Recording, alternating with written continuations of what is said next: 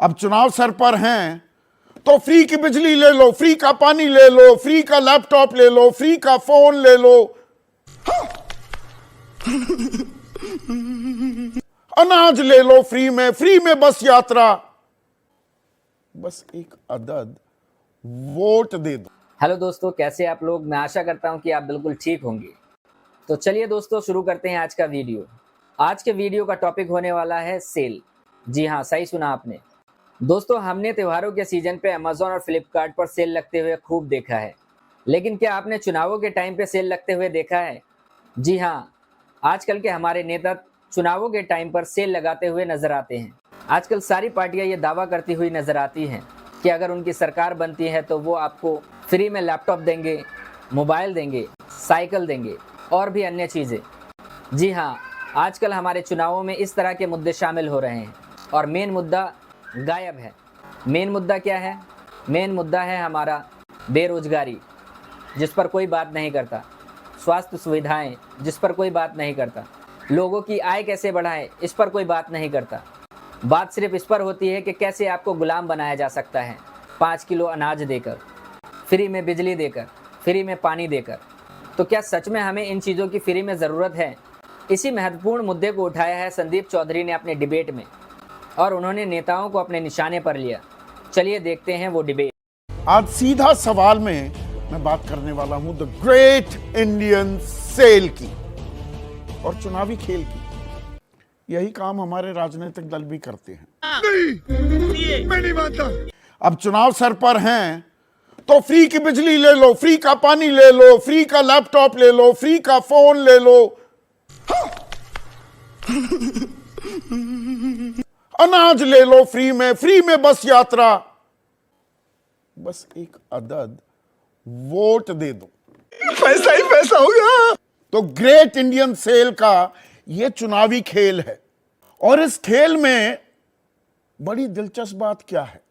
बांट हर कोई रहा है, इनको फ्रीबीज जो कहते हैं, रेवड़ी बांट हर कोई रहा है, पर यह बताने की कोशिश कर रहा है अरे मेरी रेवड़ी दरअसल सेवा है और उसकी रेवड़ी तो मेवा है।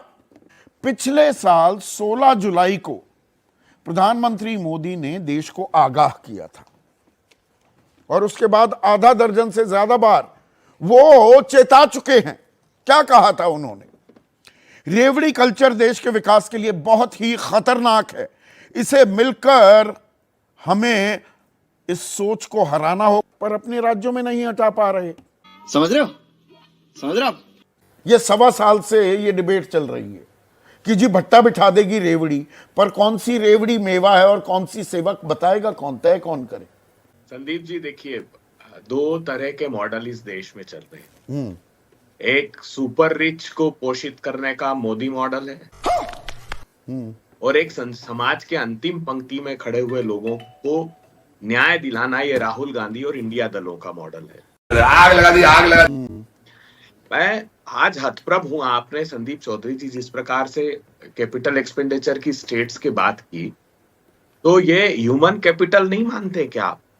आप जब कैपिटल एक्सपेंडिचर की बात करते हैं और रेवेन्यू एक्सपेंडिचर की बात करते हैं, तो रेवेन्यू एक्सपेंडिचर में वो सब्सिडीज भी शामिल है जिनसे गरीबों की सेवा हो रही है। प्रधानमंत्री जी से पूछिए कि प्रधानमंत्री जी, आप जब धन्ना सेठों को मेवा खिलाते हैं तब आपको ये बात का ख्याल नहीं आता? नहीं। पार्लियामेंट्री कमेटी ने बताया कि 2 साल 2021 में आपने जो कारपोरेट टैक्स में कमी की, उससे हिंदुस्तान को 1,84,000 करोड़ रुपए का नुकसान हुआ।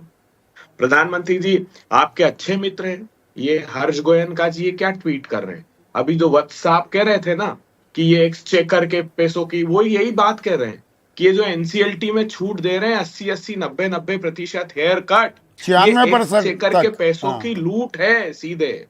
तो 8-8 हजार करोड़ की कंपनी को प्रधानमंत्री जी 300 करोड़ में सेटल कर रहे हैं, 96% तक 5,38,000 करोड़ रुपए का डाका डाला।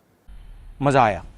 10 लाख करोड़ रुपए का आप नॉन परफॉर्मिंग असेट्स को राइट ऑफ करते हैं प्रधानमंत्री जी।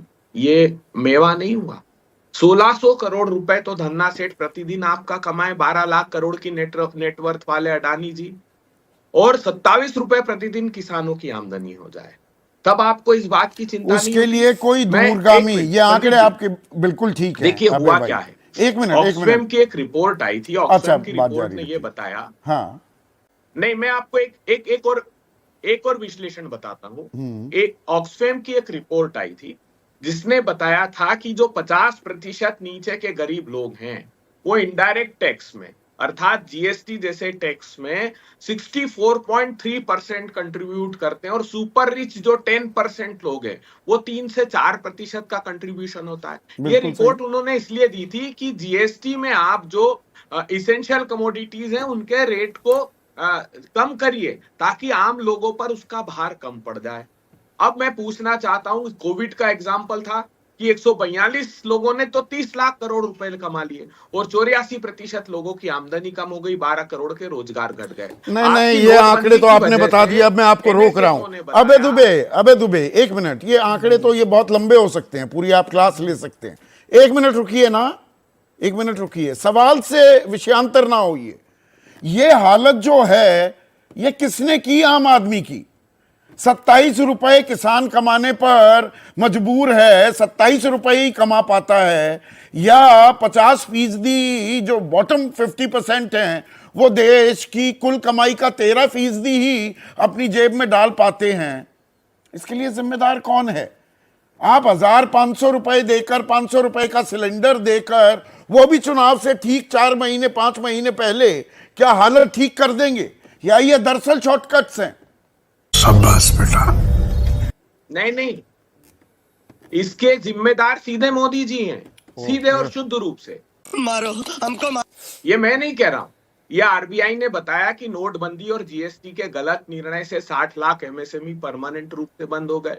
ये आपके लेबर फोर्स सर्वे ने बताया कि 45 साल की भीषणतम बेरोजगारी परोसी गई, वो उसका कारण यही था। ये आपके एनएसएसओ ने बताया कि 70 के दशक के बाद रूरल कंजम्पशन 580 रुपए हो गया नोटबंदी की वजह से।